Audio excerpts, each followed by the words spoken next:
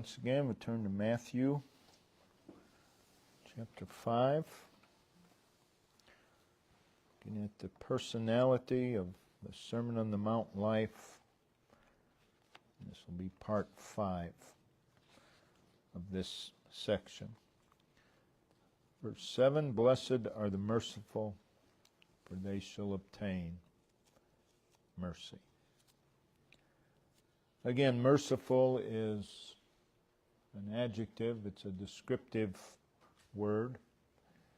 In this case, descriptive of a person. So what we're dealing with here is a state of being. And that's where the Sermon on the Mount begins. We have to be.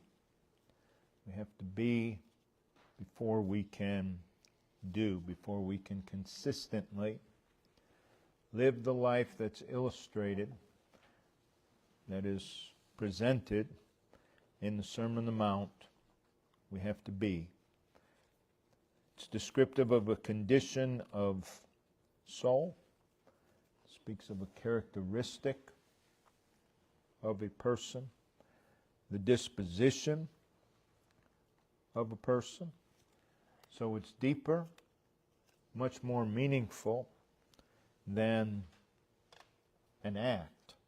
It's the root of an act. It's the operating principle of the act of showing mercy. So it's what determines and affects our behavior is what we are. So what is being described here is a necessity. Everything we've said in the previous lessons, beginning with verse 3, these things are a necessity to living the life being described in the Sermon on the Mount. And we see here again, blessed are the merciful. So it is a disposition of soul toward others. So now we've brought in other people besides ourselves. It is love in action, mercy. It's the disposition to show kindness, whether a person deserves that kindness or not. It is a compassion of heart that causes us to go to the relief of someone else, and we do that cheerfully. So last week we began to look at the attributes of merciful. Several things that are necessary for one to be merciful. There's several attributes. We saw love for others, of course. There must be a love for others. Christianity is not Christianity without love for others. Because if we love the Lord, then we love others. We spent some time on another attribute of merciful, which is compassion. And compassion, of course, goes along with love for others. It's a force within us. It consists of sympathy, consists of empathy. It is a tender commiseration and the opposite of indifference toward others. So again, this life that is being presented does not allow, does not make room for indifference toward others. So we see concerning the attributes of merciful, we have love, we have compassion. We'll move on to look at some others. Notice in Galatians chapter 5, there has to be an attitude of serving, an attitude of serving others. A lot of people in Lord's churches, a lot of people who profess salvation, and they may be saved, they are here to be served. They expect other people to serve them. They expect that. That's their due. But the Bible doesn't teach that. In fact, the Bible teaches just the opposite. Jesus came not to be ministered unto, but to minister. We are here in the world to serve the Lord, of course, and we are to serve others. And as long as serving others does not get in the way of serving the Lord, then that's what we're to do. We are to serve others. That's to be our attitude. That's to be our spirit. That requires mercy, because there's going to be people who they're not worthy to be served. But that's what mercy is about. In Galatians 5, verse 13. Now he's talking about one another here, but again it applies, it goes wider than that. For brethren, you've been called unto liberty. Only use not liberty for an occasion to the flesh, but by love serve one another. So this service to others is connected with love. By love serve one another.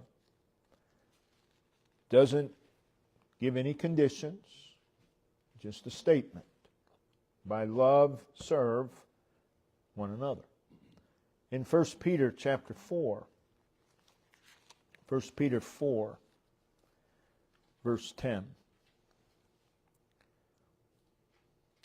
As every man hath received the gift, even so minister, according to the gift, the same one to another, as good stewards. If God has given you something, you don't use it, then that's not a good steward. Even so minister the same. That's service. That's serving. As good stewards of the manifold grace of God. God has been gracious to us in giving gifts. Now we are to be good stewards and use that to minister, to serve others. So what does it mean to serve others? Well, it means that you strive to promote the welfare of others. You strive to, that can be physically, it can be emotionally, and it certainly is spiritually. We are to strive to promote their spirituality. We are to do nothing that would cause a stumbling block to someone's spirituality, that might decrease their spirituality. So we are to strive to promote the physical, the emotional, the spiritual welfare of others. Now, there have been a lot of people who profess salvation, and they have never, it's not in their DNA to promote the spiritual welfare of someone else. In fact, they do just the opposite. They do just the opposite. We're to be merciful, Part of merciful is serving one another, to be of service, to be of use to other people. It is performing for others. We are to look for ways to serve others. We're to be looking for ways. A lot of times people may say, well, I had no idea. And that could be legitimate. But a lot of times we had no idea because you didn't care. I mean, just plain and simple. You weren't paying attention. But if you're looking to serve others, looking to be of service, that's part of being merciful, serving others. Well, they don't treat me right. That has nothing to do with it. That has nothing to do with it. We're still to look for ways in which we can be of service. This, of course, would include another attribute, which was kindness toward others. In Romans chapter 12, Romans chapter 12, verse 10. Be kindly affectioned one to another. Okay, we're to have affection, and that's to be with kindness, with brotherly love and honor, preferring one another. Now again, this is talking about brothers and sisters in Christ. It's talking about church relationships, and that certainly needs to be so. But it goes further than that. So here we see that we are to be kind toward others, preferring one another. That is very, very, very rare. For a person to prefer someone else is extremely rare.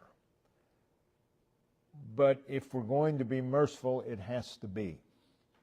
We prefer someone else.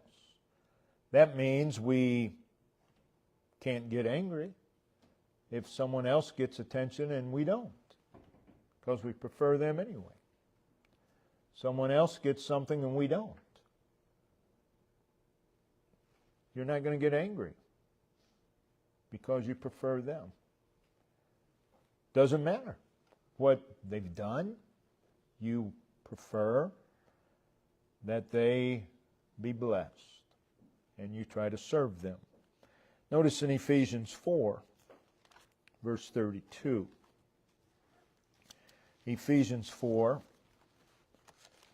verse 32. Be ye kind one to another. Now, notice what's included in this. Tender-hearted. Tender-hearted.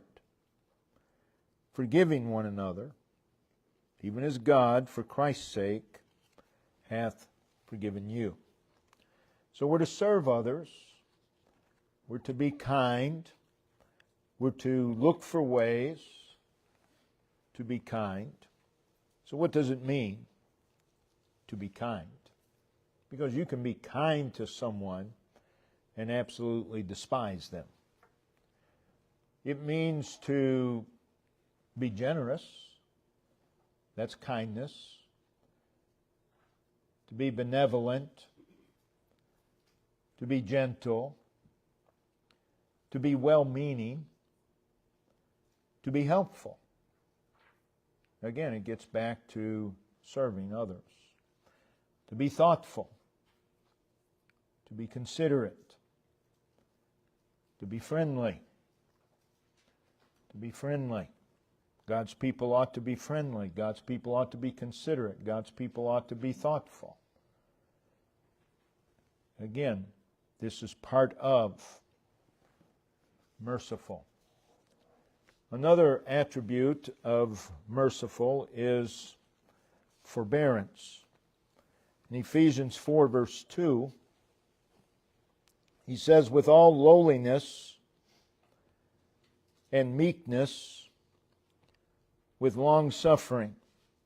So you have lowliness, humility, meekness. Meekness, as far as man is concerned, our relationship to man is we can receive wrong at their hands, and it doesn't derail us. It doesn't derail us spiritually. So you have lowliness, you have meekness, you have long suffering, which is patience, forbearing one another in love. Colossians chapter 3, verses 12 and 13. Put on, therefore, as the elect of God. That is, this is becoming of the elect of God. Holy and beloved, bowels of mercies, kindness, humbleness of mind, meekness, long-suffering, forbearing one another. Forbearance. To forbear is to bear with. The very mention of the word, again, it relates to people, relates to other people. The very mention of the word suggests that people can be difficult. People can be very trying. People can be hard to get along with. People can be annoying. And we could go on for quite a while. But to bear with, to put up with, it includes the overlooking rather than dwelling upon the faults and flaws of others. There's things you just have to put up with. And you have to overlook. You have to overlook faults. You have to overlook flaws. And due to the variety of temperaments, peculiarities, variety of habits that people have, which can be annoying in themselves, the variety of dispositions of people. Then you bring in the sins of others, their faults, their flaws. Forbearance is an absolute necessity in relating to others. There's things you have to put up with. And that's true with everybody.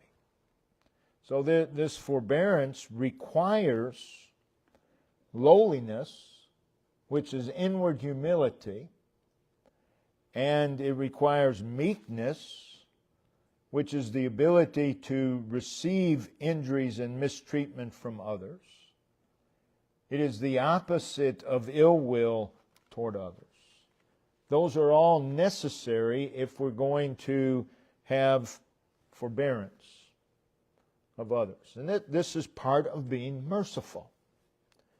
It's part of being merciful, is to be forbearing. Then, of course, we have forgiveness. In Ephesians 4, verse 32, we've already read this verse, but we're to forgive one another, even as God, for Christ's sake, hath forgiven you. Colossians 3. We just read this verse as well, verse 13.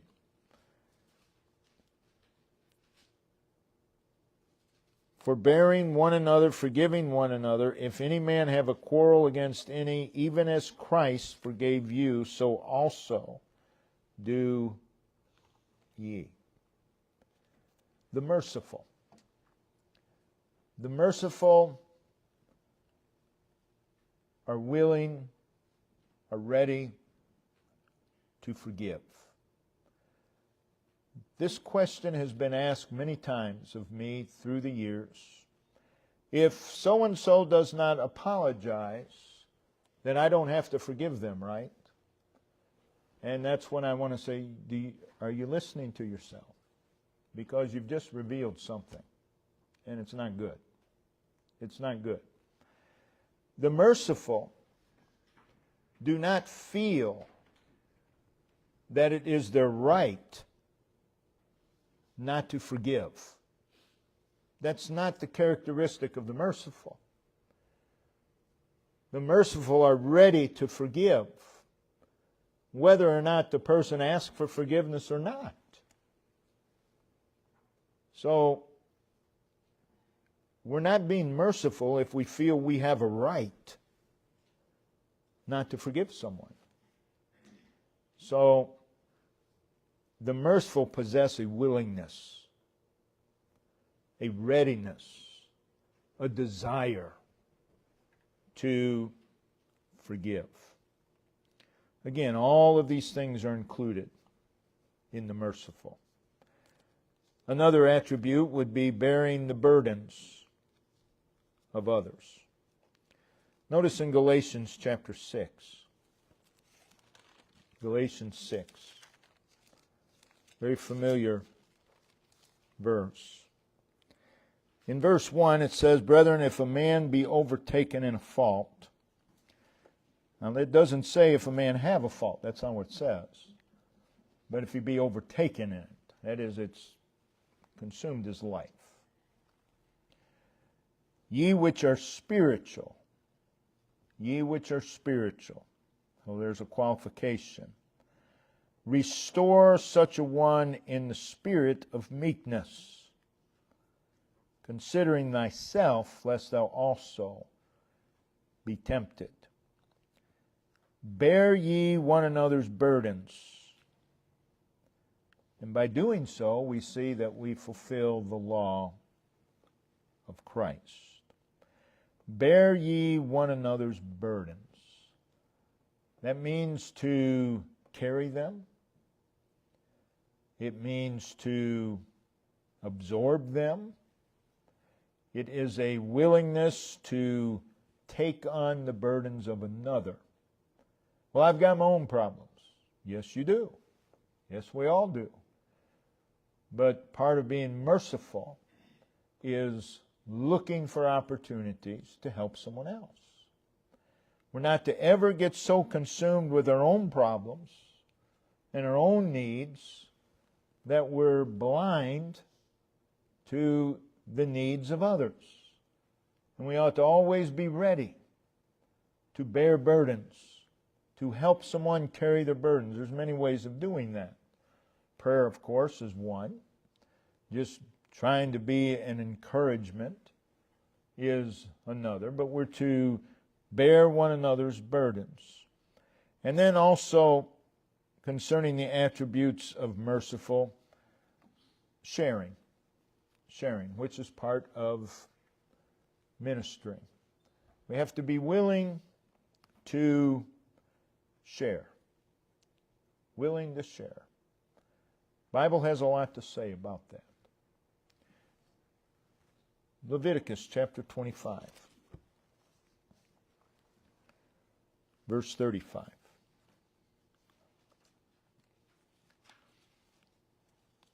And if thy brother be waxen poor,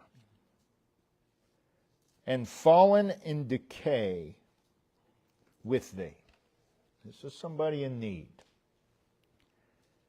then thou shalt relieve him. Thou shalt relieve him. That's mercy. That's ministry.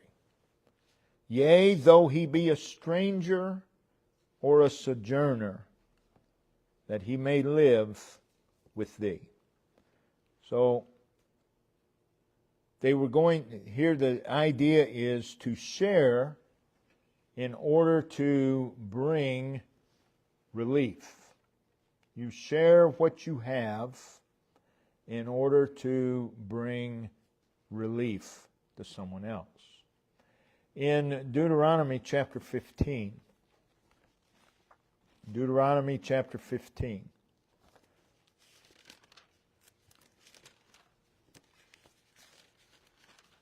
verses 7 and 8.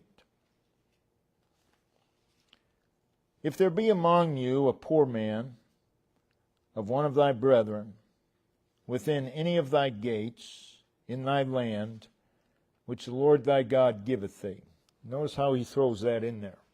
Which the Lord thy God giveth thee. Whatever you have, God gave it to you. God allowed you to have it. Thou shalt not harden thine heart, nor shut thine hand from thy poor brother. But thou shalt open thine hand wide unto him, and shalt surely lend him sufficient for his need in that which he wanteth or lacketh. So again, it's being ready to share in order to bring relief. That's merciful. That's merciful. In Psalm 37, this is a verse I put in all my books. Psalm 37, verse 21. The wicked borroweth and payeth not again. That's the message in the books that I give out. But the righteous showeth mercy and giveth. Showeth mercy and giveth. Shares. Verse 26.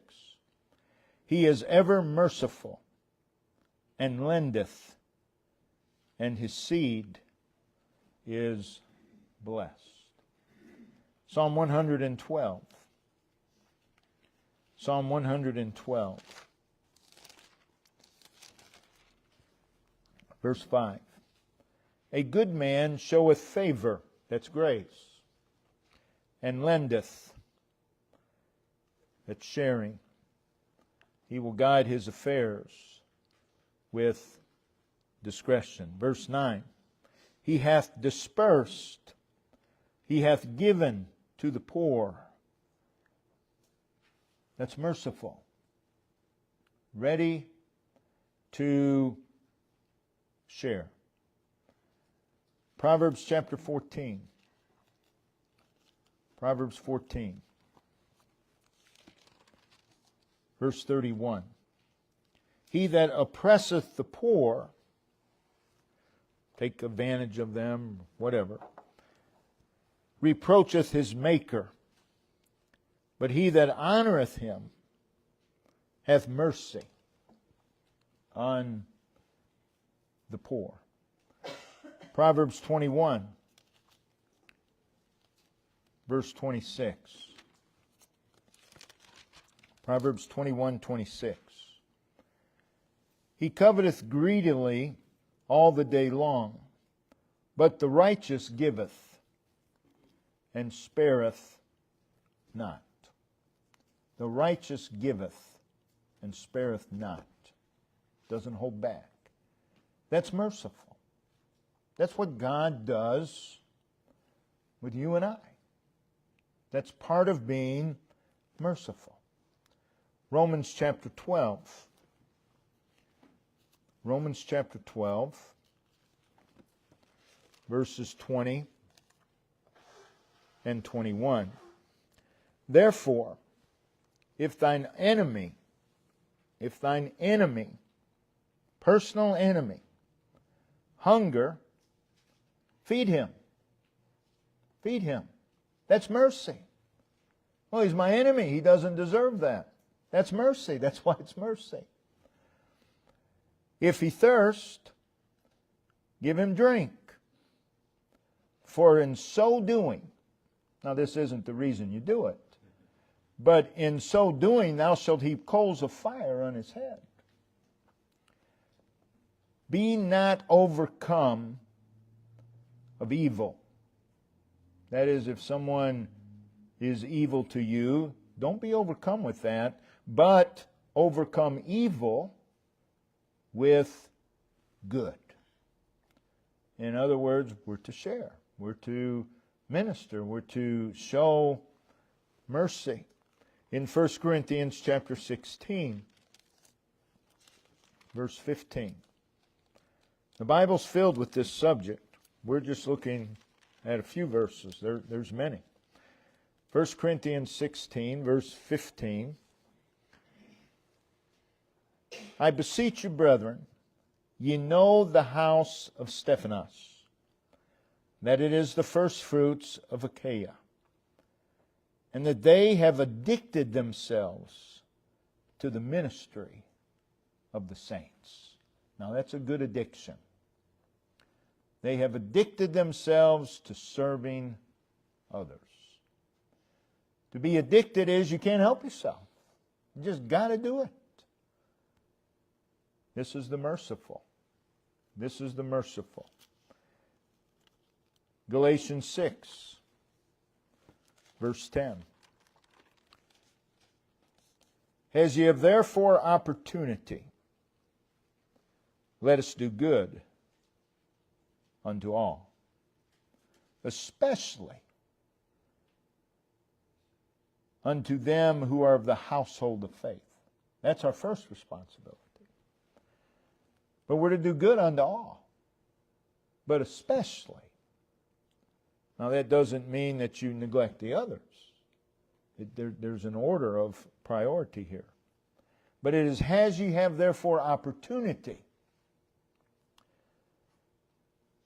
We miss many an opportunity because we're not looking for it. We're not looking for opportunities. But that's what the merciful do. The merciful look for opportunities to be of help, to minister. Then notice in Hebrews 13. Hebrews 13, verse 16. Hebrews 13, 16.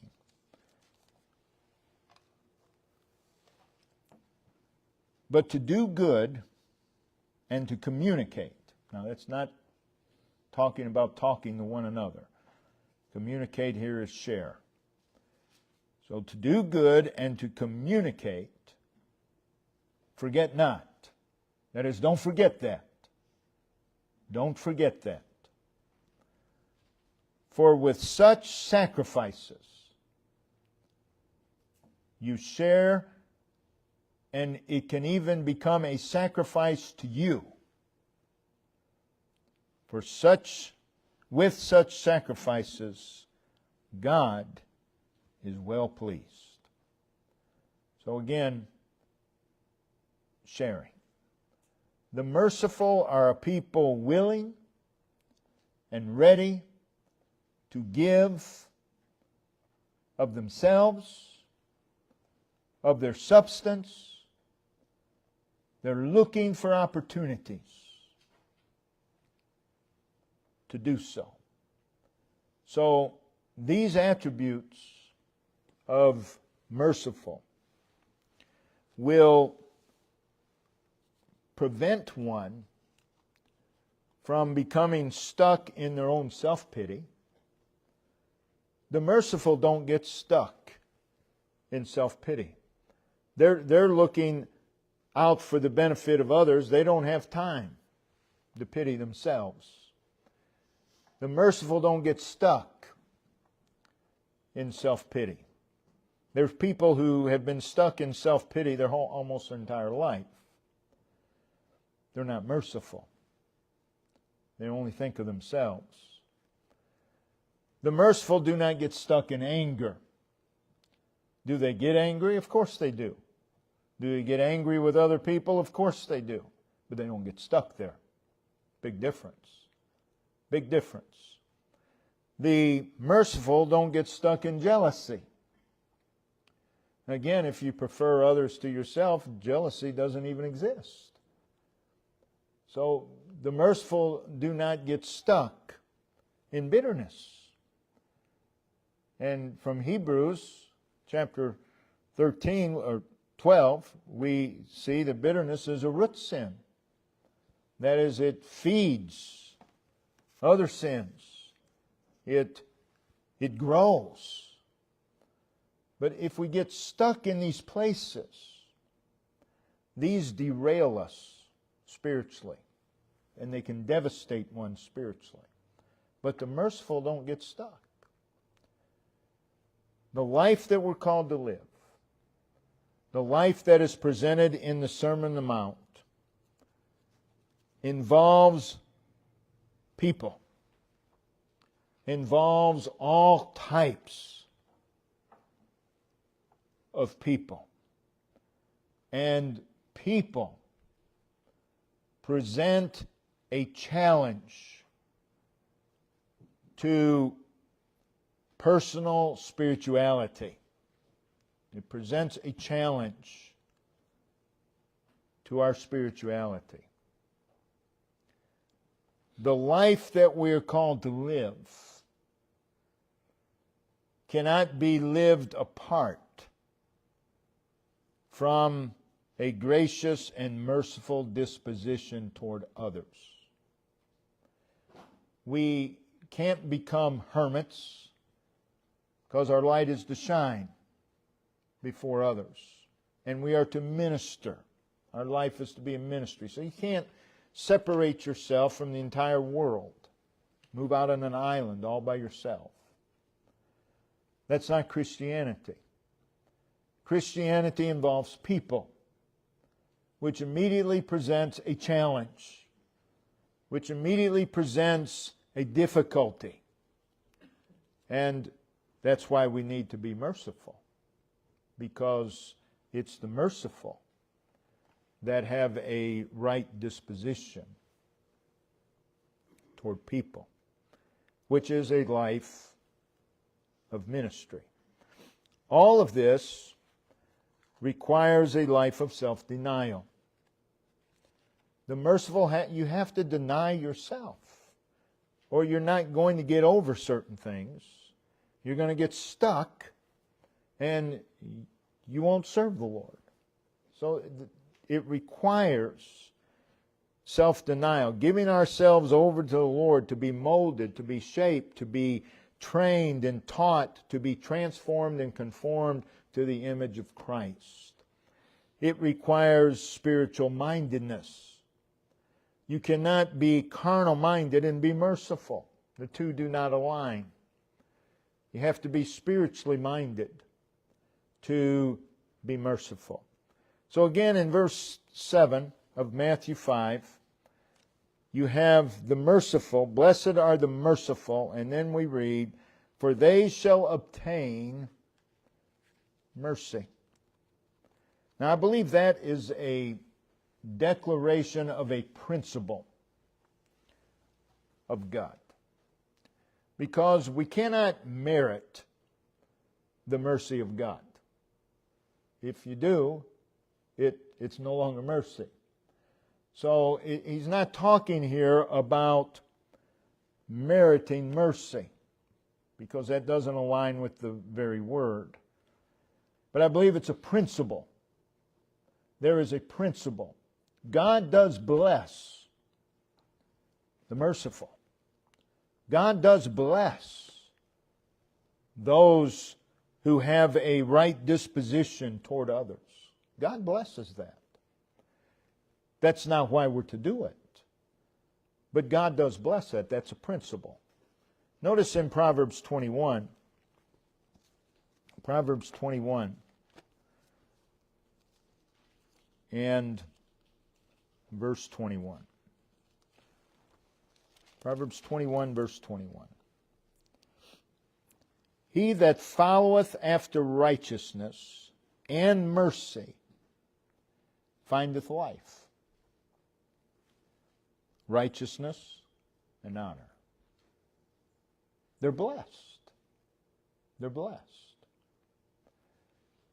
We cannot merit the mercy of God, but by being merciful, it cannot be denied that we do good to our own soul. When you treat other people right, you do good to your own soul. It's of spiritual benefit to us. The Bible talks about those who oppose themselves. When we do not follow God's principles, we oppose ourselves. But if we're merciful, then we're not opposing ourselves. We're doing that which is of benefit, that which will benefit us. In closing, notice Proverbs 11, and then we'll go to Proverbs 14. But Proverbs 11, verse 17. The merciful man doeth good to his own soul. He does good to his own soul. That's the principle of God. Blessed are the merciful, for they shall obtain mercy. They do good to their own soul. But he that is cruel troubleth his own flesh. He brings trouble into his life. I mean, look at people. Just observe. A person who treats others properly, is merciful toward others, they're pretty happy individuals. Now look at the individual that's mad at everybody. Their life's misery. Their whole life is misery. And that's what he's talking about here in Proverbs 11, verse 17. He that is cruel troubleth his own flesh. They'll find a way to blame someone else, but it's still, they're doing it to themselves. So this principle is, we do good to our own spirituality, to our own soul. In Proverbs 14, in closing, verse 21, he that despiseth his neighbor, and the word despiseth simply means, it's not what we think of today, hatred. It simply means to think lightly of. He that despiseth his neighbor sinneth. It's a sin. To think lightly. To pay no regard. But he that hath mercy on the poor, happy is he. Happy is he. And we've said over and over, and the Bible presents it, people have it backwards today. Happiness is a result.